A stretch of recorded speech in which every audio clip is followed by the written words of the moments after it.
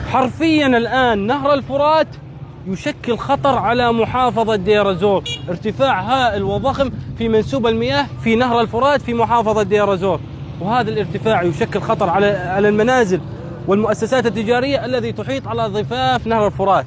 فنهيب أهلنا وناسنا المتواجدين على ضفاف نهر الفرات بأخذ الحيذة والحذر من ارتفاع الماء. يعني اليوم احتمال، يعني مثل ما تشوفون 40 أو 50 سنتي تخرج المياه، وبأنها خرجت. فنحن الآن أمام كارثة حقيقية لم تشهدها المحافظة قبل.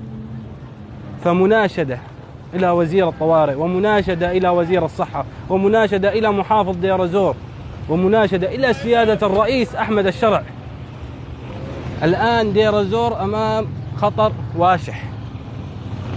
حالات تهجير صارت في مدينة دير الزور، أكثر من 8 حالات غرق شهدت محافظة دير الزور خلال 48 اللي فاتت، و57 محطة مياه خرجت عن الخدمة بشكل كامل في محافظة دير الزور.